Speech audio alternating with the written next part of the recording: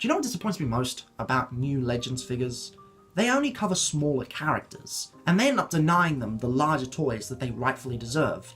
Think about what ended up happening to Seaspray and Warpath. Those guys turned out great, but in this climate, they just end up getting shafted to this tiny little size class. I'm not saying this is a bad figure, in fact I'm not actually reviewing that guy today. I'm just saying that the jump to what they did with the Legends class, it's a letdown. Because for Thrilling 30, we got some fantastic Legends molds, and some rather sketchy ones too. But nevertheless, I collect small scale figures to be in the small scale, not to scale with the larger scale figures. However, there are some exceptions to the rule that I do think benefit it. And what are these exceptions? Well, greetings Cybertronians, I'm DrLockdown, and today's diagnosis pertains to the Generations Insecticons, specifically Thrilling 30 Shrapnel, aka Shrapnel, Combiner Wars Hardshell, aka Bombshell, and Titan's Return Kickback, aka Kickback. The Prime Wars trilogy had a lot of highs and lows, however throughout one of the most consistently anticipated releases were these three little critters. Hardshell, or thanks to the magic of lost copyright, Bombshell, was released during Combiner Wars. Kickback was released subsequently during Titan's Return, and Shrapnel, who was, again renamed thanks to copyright into Shrapnel, came out recently in Power of the Primes, or rather he was re-released this year. His debut actually happened back in the brilliant Thrilling 30 line, which featured some fantastic figures firing off from all cylinders, as well as some weird hollow messes that still proved to be fun, but were definitely flawed figures. Funnily enough, Shrapnel is neither of these. He transforms into a rather cohesive bug with some decent detail. It doesn't really look that menacing, but it definitely is quite clearly defined. The metal pins make very cool piercing eyes, except for the fact that the eyes are on the side of his head. Huh, odd. You get some hints of the original G1 toy with the joints on the feet mimicking the wheels of the original. The cavity for the head is also used rather well to simulate a mouth. Unfortunately, out of all the Insecticons, this guy has the weakest alt mode. The two main issues would have to be the paint and the solidity. The yellow is rather messy, and it hasn't been applied very thickly either. Especially on the legs, the black bleeds through, and it's a terrible shame as the yellow paint has an awesome metallic flake to it that isn't properly utilised. Those very same legs don't peg into anything as well, even though they both have dedicated tabs that are supposed to work. The torso section isn't that great either, as it's held in by the arms and the pegs fall out very easily. Granted, it's slightly better than the legs, but it's still pretty pathetic. And if they fall out, well, all hell breaks loose. This figure is best when placed on a flat surface and left to be admired. Now these things could be fixed on a higher budget, but alas, here lies the primary issue behind every Thrilling 30 Legends toy. Each one was packaged with a triple changing minicon, and all but a few of them are credible in feats of engineering. Unfortunately, Reflector, whom Shrapnel is packaged with, is not one of those. His crimes are twofold. Firstly, his inclusion limits the budget of the main figure that could have been used on the paint and the articulation and the kibble management and, most importantly, the solidity. His second crime is that he is fucking terrible. Want to know why he's so bad? Bot mode, camera mode. No transformation required. This is so incredibly lazy, and it just doesn't stop there. It barely holds together, which I'll get into later, and the viewfinder is on the wrong side entirely. At least you can stick him on top of the bug mode, although it makes them both look pretty shit. Hooray! When compared to his Generation 1 counterpart, I actually prefer the original interpretation. The bug legs are cooler on this newer version, but I like the boxy aesthetic of the G1 one, or rather the Platinum Edition one. Funny story actually, I attended a Transformers meetup where a trivia night took place, and a friend of mine, whom you may know by the name of Goctimus Prime, basically answered all the questions and won a Platinum Insecticon set, and then I stole it from right under his nose. DrLockdown reviews, proving that the only way to make good content is by stealing other people's shit. Articulation is pretty lackluster, as many mainline Transformers with beast modes end up with. The mandibles move in and out thanks to transformation, and that's your lot really. But of course it's a Legends figure, and you can't expect that much articulation on a beast mode anyway. Hardshell goes for a completely different approach, one that is awfully cute and cuddly. Sure, it's nowhere near the level of Bob unfortunately, but it's still pretty cute. But seriously, Hasbro Bob toy when? Out of the group, he's definitely the smallest of the three, but it's not because he's low on plastic quantity or parts. Everything here fits together remarkably well, and the result is a compact bug that mirrors the G1 quite closely. The paint snaps on this thing are also a massive step up. The neat touches of red are cleanly applied, and the way that they pop out of the abdomen is quite a cool effect. The gold on the chest is also a very nice effect, although my copy is a teensy bit scratched. Comparatively as well, the underside is fairly clean. The arms are still kind of obvious, but they work far better than Shrapnel's case. If I had to come up with a few complaints, and I'm really stretching for it at this point, the waist swivel is a little loose and he can flop around in the middle if you don't handle him correctly. Also, these 5mm pegs on the back are unsightly. It's not completely known why he has these on the back either. People have theorized that he was going to have a similar gimmick to the other Combiner Wars legends, where they integrate into the Combine mode. A gun mode seems far more likely than a chest mode, but whatever the case, it was clearly scrapped. It definitely was for the better, but they left these two things on the back and they are somewhat unsightly. Articulation, again, is limited, with the horn rotating up and down, and that's it. The legs flop around, but given how loose they are, there's not really much you can do with them. In comparison to the G1 counterpart, the overall feeling was greatly captured in this design. I also love how the sticker details were captured in paint. This is a definite step up from the original, and a fantastic representation of the source material. Kickback, however, might be my favourite of the 3 bug modes, although that really only applies to bug mode. Perhaps it's because I got him on the same night as one of the best performances in my experimental originals band, or perhaps it's because I've already applied repro labels. I mean, they were a penny at the time, so how could I resist? It's pretty obvious that the repro labels are stunning, but that aside, it's a pretty dynamic bug mode with some fairly great use of mass. The clear plastic that has been missing from Combiner Wars and Titans Return finally makes a return to deliver an epic wingspan. Wait, I said return twice. That wasn't intentional. Anyway, and the torso contorts in incredible ways to create an awesomely painted rear end. The leg mass is also used quite well, hiding the robot feet and reshaping the mass into some convincing bug legs. He's also the most posable of the 3, with ball-jointed rear legs, hinged knees, ball-jointed wings, and extra hinges. It's not perfect, but compared to the other 2, it's greatly appreciated. Kickback also displays the best gimmick integration of the 3, featuring an opening chest that can fit a sitting Titan Master or Prime Master. As a matter of fact, all the original G1 Insecticons do this, as it was carried over from the original line, similar to Menasaw's base mode or Optimus Prime's opening chest. It's a neat touch and it ties into Titans Return quite well. Also, on the topic of G1 originals, there's no contest here. Titans Return wins by a landslide. When you put these 3 together, you can feel their vile pestilence getting under your skin. It makes you want to get a swatter and slap them out of the lightbox right away, but I won't do that for now as I have to transform them. The transformations on these guys are very similar to their G1 counterparts, with a few new little twists in here and there. I guess we'll start off with Shrapnel here. You gotta take this off and get rid of it because you don't need it. First thing you want to do is come around to the bottom and attach the arms. They will then click forward like so, and then you can bring the mandibles out whilst you're at it. You then come around here, you bring down the entire leg section. You can separate them here. You then rotate these back section parts out, revealing the inner legs, although there's no paint to reveal, so I don't know why they did that. The toes point up, and they also lock everything into place. You're also going to make sure these parts are fully out, because if they're not fully out, they'll kind of just sit there, whereas these form proper side parts of the legs. The waist section folds down, then you take this entire double hinge section and rotate it down, which will reveal the head, and push back these legs in the process if you haven't already. And from there, we have Shrapnel, or Scrapnel. I think I'll call him Shrapnel because that's what his original name is. Bombshell, aka Hard Shell, is a bit easier. First thing you want to do again is bring the arms out from the sides. They'll move to the front. From there, you can reorient the bug legs just back a bit so that they look kind of cooler. Then you bring down the legs. You don't have to reorient these 2 5mm peg systems, that will happen naturally. From there, waist swivel. Now that's awesome. You bring these apart. It's best to slide it off instead of just yanking it out. You slide them off, and then you come around to the back, bring down the horn on 2 separate hinges. That'll reveal the head at the front. You bring these legs inwards, and then you bring these outwards just so that you can get the legs in an A stance. They do flop around quite a bit, which is probably my main gripe about this figure. He's fantastic otherwise. And finally, kickback. The coolest part of the transformation happens at the beginning. You fold this in on several hinges, and it causes the foot to come to the front. I'll show you again, maybe a bit better this time. You got a hinge here and a hinge in there, and it all just collapses together. Brilliant, absolutely brilliant. From there, these parts rotate to the back. You can orient the wings any way you like.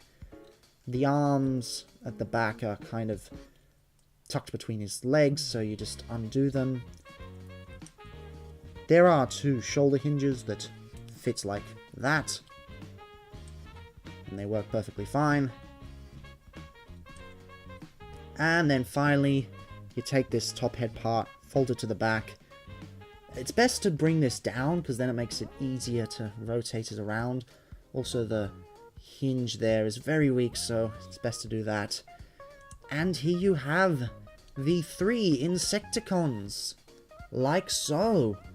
And they are all completely brilliant. Well, this one's not quite brilliant, but they're all really, really good as a team. Like all Legends figures, the transformations on these guys are simple but effective, although some are less effective than others. In the case of Shrapnel, he's not particularly distinct, and he has some serious kibble management issues. Yes, he's got the tombstone chest and the mandible shoulder pads, but aside from that, it's pretty bland. The legs are an indistinct mass of interesting choices but poor executions, and the arms are hampered immensely by the bug arm kibble. This kind of kibble could make a statement, but in this instance it ends up a blur compared to the rest of the body with so much mechanical detail. Again, a lot of this could have been picked out with paint to make it better, and on a higher paint budget it could have been achieved. But of course we have this shitty con to worry about. We've already discussed the robot on the camera mode, but allow me to show you why this thing truly sucks.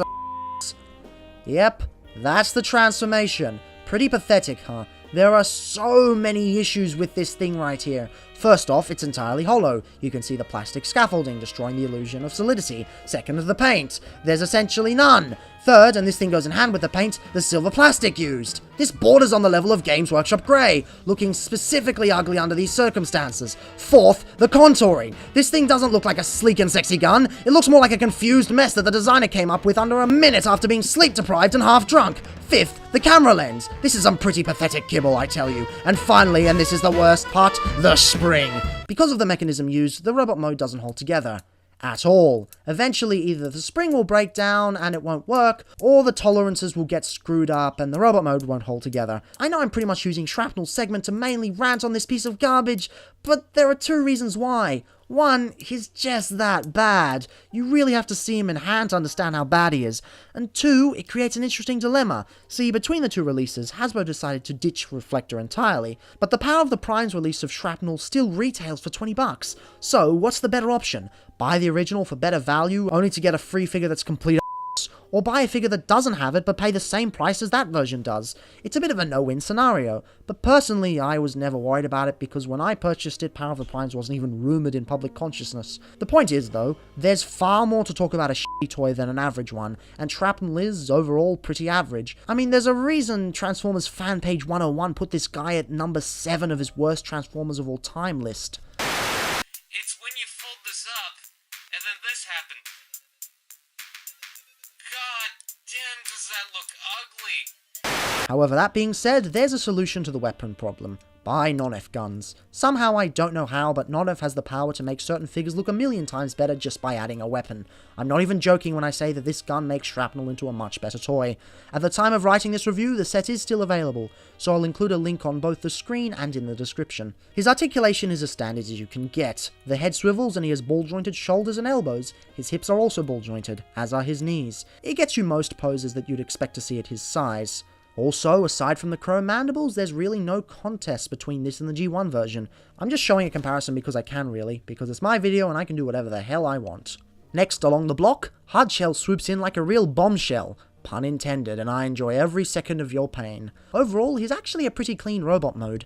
The bug legs are still hanging from the robot arms, but they make much more of a statement here and end up seeming far more intentional. The yellow paint apps continue to be done incredibly well, and the red and black on the side add some nice colour breakup.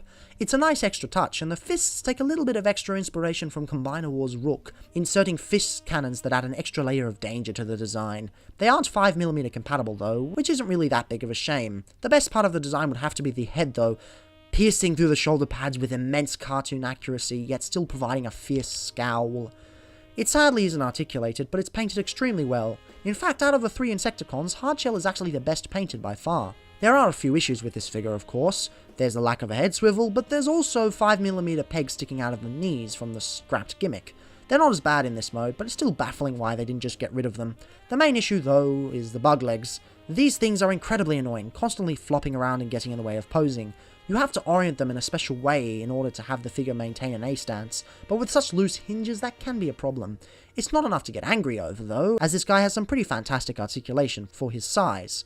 He has ball joints and hinges on his shoulders, allowing for some powerful stances. His elbows are also ball jointed. The really cool bit, however, is that he has a waist swivel, or rather a torso swivel due to transformation. This adds so much more posing potential at such a small scale. The legs are pretty standard with ball jointed hips, a thigh swivel and a knee bend that goes all the way due to transformation. This does mean he has hollow legs, but again, this is a Legends figure, it doesn't really matter. Of course, such a design isn't complete without a gun provided by Non-F, and unfortunately out of the three I feel this does the least for the figure. Perhaps it's because Hardshell's already the best out of the three, or perhaps it's because the G1 gun design is pretty stupid to begin with. But overall it's a nice addition, just not a necessity. In spite of my statement at the beginning of the paragraph about no toy being complete without it. And of course, a G1 comparison. Again, no contest. Finally, we move on to Kickback. Out of the three, this design definitely feels the most insectoid in his robot mode. It's not because of kibble management issues or anything, but rather that the proportions match up quite closely. Personally, I'll always prefer the cleaner aesthetic of Hardshell, but this isn't too bad either. The paint apps aren't crazy, but they are used effectively to get the point across. Even with the advantages of repro labels, though, he still falls just a little bit behind Hardshell. He does a lot of things very well, though, such as kibble management. This figure is clean from virtually every angle. Every piece of bug kibble makes a statement and rolls with it, fitting seamlessly into the robot design. The legs are especially a marvel of engineering. And this might be my favourite head sculpt of the bunch. Sadly, I messed up on the sticker with my copy, but it's not that noticeable from far away. Probably comes up worse on camera than it does in real life. The articulation is, much like Shrapnel, passable. The head has both a rotation and a swivel, but I'm concerned that this swivel joint is a little thin, and may break eventually. The shoulders and elbows are ball jointed, as are the hips. The knees are as well, but due to transformation you have to unlock the knees from a fully straight position. This is actually a brilliant design choice, as it makes the bug mode rock solid. Much like the figure itself, the Non-F gun sits squarely in the middle of the other two, in terms of how good it is. Funny how the best toy gets the worst gun, and the worst toy gets the best gun. Not to say any of these guns are bad though, perish the thought. And the final G1 comparison. I just don't get why people would get these over the newer versions. The Legends figures are just far better toys. Having these guys side by side, much like the Devastator set, evokes a certain menacing feeling. Although it does highlight something that may be a deal breaker for some. Personally, I don't care about it at all, but each Insecticon has a slightly different shade of purple and yellow. I think it gives them a bit of character. However, I have known collectors that were incredibly peeved with the concept. Supposedly there was going to be a platinum release of the three that would unify their colour schemes, however that division of Hasbro folded due to poor sales. I'm assuming it evolved into the Select Series thing that got announced recently. Literally as I was finishing this script, it got announced. And we could see a box set of these in the future. But the toys themselves might be too old at this point, so we'll have to wait and see. Yes, even though these figures have their flaws individually, as a team you cannot deny that they have a presence on any shelf even at their size. Sure, you could go for the expensive Fans Toys versions, but in the end, I don't really see the point. These Legends figures are pretty good on their own.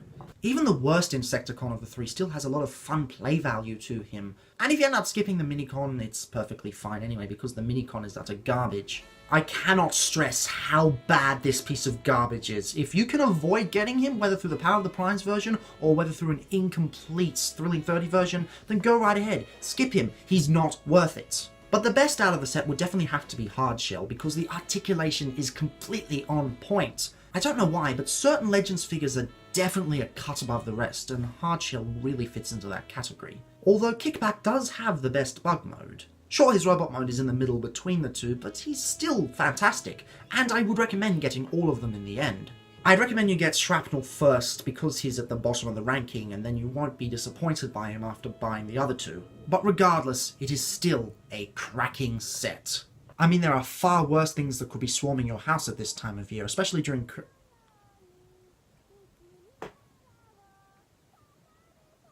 hold on one second.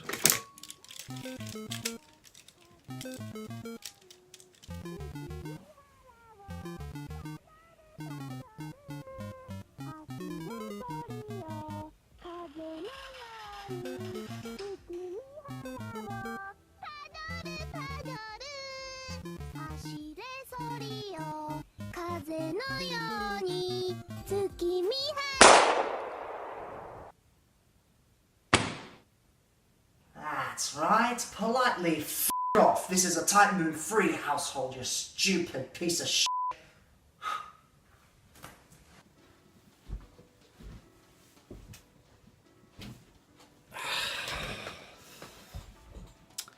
Tomorrow, oh, I'm off to the, I'm a bit too far on the right, there we go. Tomorrow, it's back to the Prime Wars trilogy as we discuss a toy that's a little bit above the rest. True quality toys can come in the most strange of places, such as Wheelie of all people.